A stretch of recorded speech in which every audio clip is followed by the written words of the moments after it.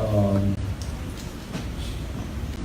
First, the delay in Congress's approval of the budget will result in the delay in the implementation of new projects in 2019.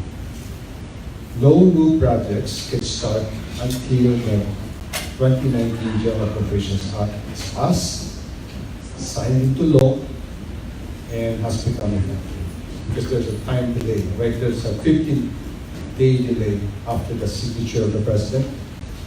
Does not take effect immediately. Now, the delay in its implementation will likely result in a 5-month implementation gap for new projects. Let me repeat that. It will likely result in a 5-month implementation gap for new projects. This year, we were able to eliminate underspending, as you know. With our actual disbursements, even exceeding program disbursements by 2.6% as of the first 3 quarters of 2018. That's January to September. This unprecedented performance was achieved by front-loaded projects at the start of the year or during the dry season. By now, this delay due to a re-enacted budget will be disrupted, hindering us from continuing this impressive performance. Add to this the election ban from March to May. And we have a 5-month implementation gap for our infrastructure projects. And with our infrastructure budget of close to 1 trillion in 2019, we expect our build program to slow down. So let me talk about the other implications of a re-enacted 2018 budget. First, on personal services. This means salaries, wages, pension, retirement, and the like, and the maintenance and other operating expenses. Both the PS and the MOE, the personal services and the maintenance and other operating expenses, are deemed re-enacted. Okay? However, they will be based on the 2018 level. They re-enacted, but 2018. Which means, sadly, salary adjustments for civilian and military personnel, which are programmed for 2019, will have to wait until the 2019 budget is approved. Second, the internal revenue allotment for LGUs, which is more than 600 billion, is automatically appropriated. Okay? Therefore, the ERA shares will be based on the 2019 President's budget proposal. In brief, local government units will not be adversely affected by a re-enacted budget. Let me repeat that. They will not be adversely affected by a re-enacted budget. Third, foreign and domestic creditors have nothing to worry about. They'll get paid because, again, debt service is automatically appropriated. So we, in the executive department, have done our job. The President has done his job. He submitted the proposed 2019 budget ahead of schedule. The Constitution says within 30 days after the SONA. He submitted it on the day of the SONA. So the approval of the 2019 General Appropriations Act is now in Congress's court. Okay. That's it. Any questions? Yes. With the 5-month infrastructure delay, is see any dent in the economic growth prospects, or at least the first semester? Luckily, as I said, the ERA, the internal revenue allotment of local governments, will not be affected. So 20% of that will push through. The major projects, like I'm sure all of the 75 major projects will push through also, because they are covered by what we call multi-MIOA.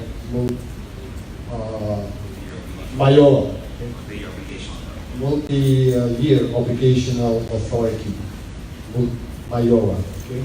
Because many of these projects are really meant to be multi-year. You can't finish this within 1 year. So those projects will not be. It is the small projects, okay? District level, provincial level, town level, barangay level projects, which will be affected. Sir, how about the adjustment under the salary standardization law? Will it also be affected? As I said, they will be based on the 2018. Okay? So you have to wait for the 2019 budget.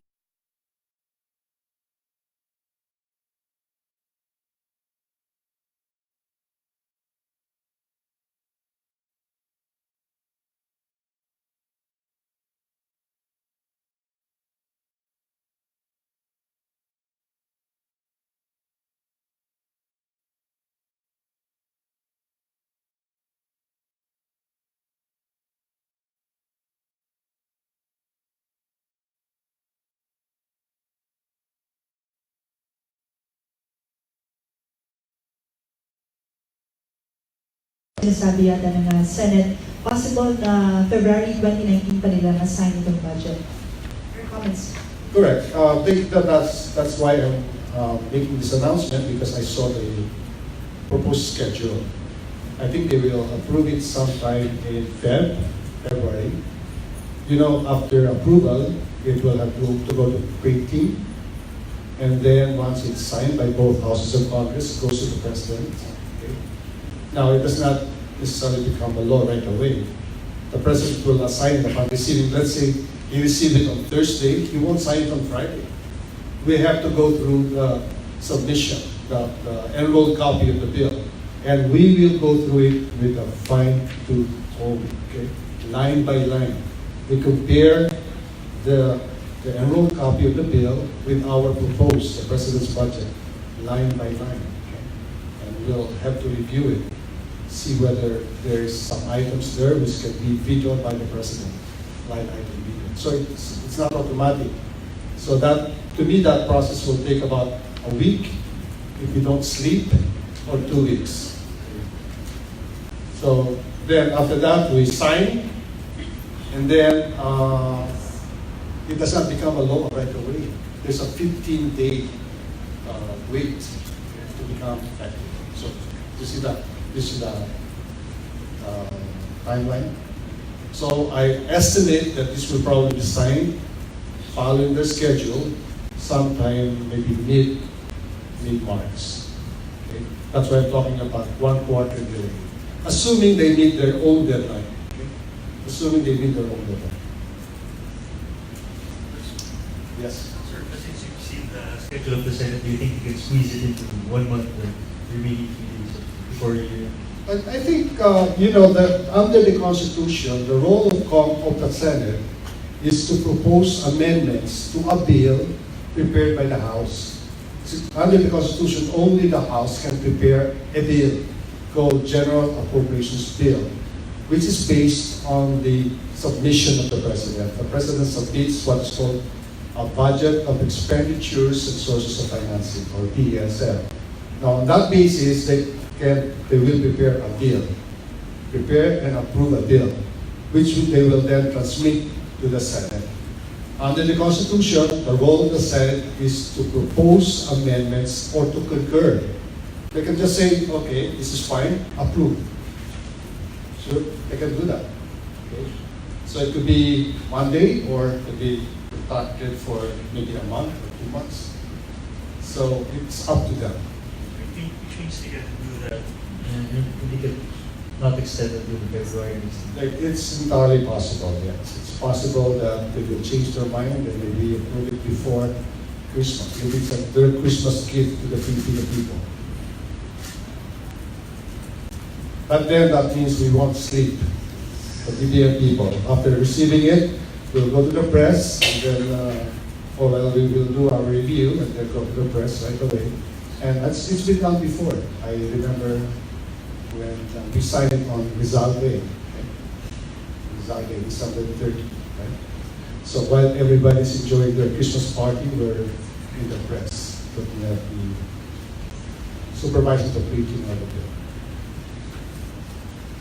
Sir, how will the implementation gap affect the growth rate of DBM? Well, if you review the performance of the economy this year, it's actually government spending and government construction which is a big contributor to growth. Okay? Can you imagine if there's no construction? So that will kind of slow down growth. Right? And it will also slow down employment because no construction means no jobs. Right? No jobs means more poverty. Right? So, the quarter delay ng budget. So, what do you have any idea how much it will affect? You know, it's not only one quarter because you have to reckon with the election time. There's an election time, right? From March to May.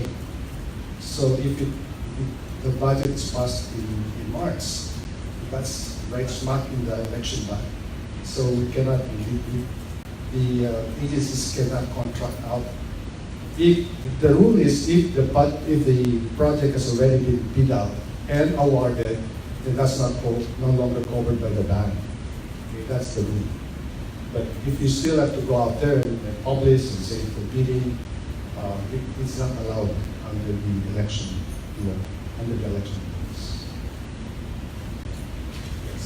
Sir, once they approve, President signs into law the 2019 budget, kaya kong bawiin ng agencies yung mga hindi na-spend previously. Like for example, kaya na nilang i-meet yung spending targets nila in the latter part of the year. Now, what has been released in 2018, they can still continue to implement that. Okay? Especially if you already have contracted it out, then that will follow the normal course of project implementation. Remember, 2018 is not yet cascades. Okay? So they can actually award before the end of the month, of the year, rather, and then it will push through. Okay? And can be implemented and paid for during the 2019 calendar. Sir, just for context, when was the last time we had a re-enacted budget? This is the first time since when? I don't remember, but for the first 2 years of Mr. Duterte, And throughout the Aquino administration, right? I remember during the time of Mrs. Arroyo, we had 3 years of the 9 years that she was in power. The budget was not only reenacted, it was in effect for the entire year. Let me make that distinction. That the reason why we have this provision in the Constitution is to avoid any disruption in public service. This does not exist in the U.S. Constitution. So that's why they have to close parks or offices in the U.S. if the budget is not approved on time. Okay? This one, we are just saying that if Congress fails to pass the budget for the ensuing year, by the end of the year, the budget of the previous year is automatically reenacted. But that is just as a fallback position so that there will be no disruption in public service. But the government, the administration should always look for the approval of a new budget because the new budget contains new projects and new priorities of the government. Sir, Senate and the House seem to be pointing at each other on what caused this delay. Have you figured out what really caused this? So you just have to follow the timeline. You can make your own decision. I don't have to make a decision for you. Who's at fault here? Remember, the reason why we submit the budget on the day of the SONA is to give them enough time so that this thing will not happen. Right? Under the Constitution, the President has 30 days after the State of the Nation address to give the budget, to deliver the budget to the House. We don't do that. We deliver it on the date of the SONA itself, okay? To give them more time. Okay? So they can blame us. That's very clear. Okay? We have done our job. All right? Yes? Do you think the 2019 elections have influenced this sanction? That's speculation.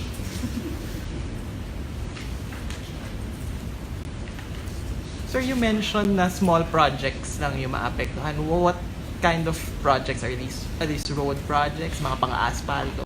What exactly will be Small delayed? projects, those which are new projects, for example, Okay. which are not covered by what is called multi-year obligation of authority. So, for example, if it's a big project, talagang ano yan, 5 years, 7 years. So meron kami talagang approval dyan. There's a document called multi-year obligation of authority, hindi ma-affect yun. Ano ba But the projects, the new projects like a road here, or there for barangay, a road in barangay X, right? Ma-affect one yun. Or a bridge. Although a bridge, if it's a long bridge, it's multi-year. So small projects, but not if they are funded by local governments. As I said. All right. I think that's enough. Have no questions? Yes. Action regarding the call of house to prove the supposed understanding. That's, as you know, that's false, right? In fact, we are overspending slightly. Okay, so I don't understand where that call is coming from. Okay? I've shown you the numbers. We'll release you the numbers again. In 2014, 2015, there was underspending, serious underspending. Okay? 2016, also. But we have actually linked that problem. We have fixed it. In fact, as I said, for the first 3 quarters of this year, we're slightly overspending. Overspending means actual spending is higher than program. Okay? Program. And we announced that beforehand. What is the program? Okay? And so, the reality is we cannot overspend. It's not possible because we cannot spend more than what Congress has allowed us through the appropriations of GAA. However, first 3 quarters we're overspending because we are front-loading. We have front-loaded the projects because the best time to do construction work is during the first 6 months of the year, the dry months, January to June. So that's why we're slightly overspending. That means that 4th quarter we're going to slow down. Okay? So at the end of the day, everything will be within congressional appropriations. No overspending. Yes. I understand 2016 you said there was underspending, and in 2017 I understand you were also slightly below. Slightly, yes. Could you provide the actual figures? Yes, we Just have. say you said. Good. Why don't you distribute this to them? All right. Let me just read. No? In September, January. This is January to September comparison. You have the full year comparison. But January to September 2014. The difference between program and actual is 274 billion. Okay?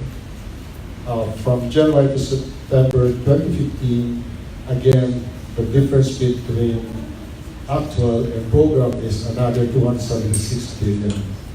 January to September 2016. Remember, January to June is Aquino, right? July to September is Duterte. Underspending was reduced to 59 billion. Now in January 2017, remember this is now Duterte and full year, his first full year, and the budget here is much bigger. Okay? We are only underspent by 123 billion, or 5.8%, compared to underspending from January to September 2014 was 15.8. 15.8. January to September 2015 was 14.5 underspending. Now January to September 2016, negative 3.1 underspending. January to September 2017, negative 5.8. This is again a much bigger budget. But this year, January to September, we are slightly overspending. 2.6%, okay? Or by 62.6 billion. So we'll give you a copy of this. Yes. Sir, just to quantify the impact on our growth, do you see this not so significant? Significant? Will it take? Well, you look at the contribution of two items: government consumption expenditures and public construction. They are the major drivers of growth. Okay, so can you imagine if there's a slowdown? Okay, and who's the major driver? Agriculture. Negative 0.4. Okay? So that's the contribution of this a delay. That's the impact of delay that we will do. Sir, so can we rebound from that after mapasa po yung budget by the first quarter? You think? Well, there will be a make-up lunch immediately. Okay. So we'll plan it and then wait for the budget approval and then sign the contract right after. That we're going to do that. Assuming there will be no severe rains, because that is the public enemy number one of construction. So since they made that statement last week, have they reached out to you to verify their figures? Are you ready to face inquiry against the College of Congress? What is it? So since they announced that the government was allegedly underspending, have those parties reached out to you to verify their figures, perhaps to double check if you have the same numbers, and are you ready to face any inquiry if they call you? Yeah, I understand there are some rules on question hour, right? You know, the question hour is a feature under a parliamentary form of government. And as you know, this is one of those that was not removed. You know, the choice between parliamentary versus presidential, there's only one vote, okay? And so there are many features in our government right now which has the nature of a parliamentary system that remained just because that was not good. For example, having party lists, that's a parliamentary, under a parliamentary government. That's not under a presidential form of government. So actually yun. And this is one of those question hour.